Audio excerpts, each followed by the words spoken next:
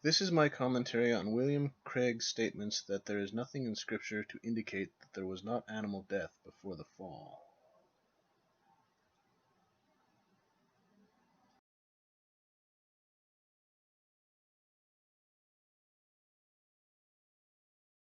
How do you reconcile a good God that declared his creation very good, that according to the fossil record was full of death, disease, cancer, suffering, and so on before Adam's sin? Is this on? Is it on? Now. Okay. This is a really interesting question because this is an example where people who claim to be Bible-believing Christians actually are reading things into the text that are not there. It is not expressly stated in most places, but it is inferred. Namely, the idea that there was not animal death and pain prior to the fall of man. There is nothing in Genesis that suggests that animal pain and death is the result of the human fall into sin.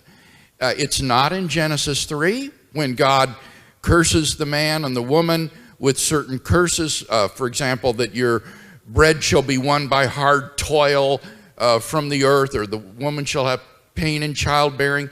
It's not in Romans 5 where Paul talks about how death spread to all men because all have sinned, and Adam was the one through whom sin came into the world.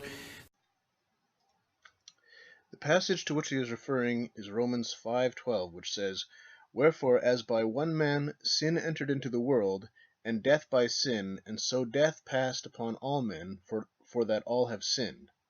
It's true that the primary subject here is the death of men, but it states very plainly that death entered into the world by sin. It doesn't specifically say human death, it just says death. There's nothing in Scripture that suggests that animal death and pain is the result of the fall. And so I find it terribly ironic that here is a case where people who think of themselves as very literal Bible-believing Christians are actually reading things in between the lines of Scripture that are not there. So, in any kind of viable ecosystem like the earth, there is going to have to be animal predation in order for the ecosystem to survive, even if it's just insects eating one another or birds eating insects. This statement is a mere presumption. God is all-powerful and could easily have created an ecosystem that did not involve animal death, which later, after the fall, disintegrated into a competitive and gruesome fight for survival.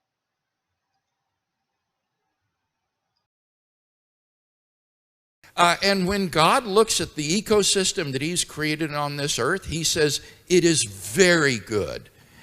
Indeed, the scripture says in the Psalms that the young lions cry out for their prey, and God gives them their prey. This is part of God's created order. So I don't see any incompatibility between the goodness of the created order and the fact that there is animal predation and pain. This isn't, as far as I can see in Scripture, the result of sin.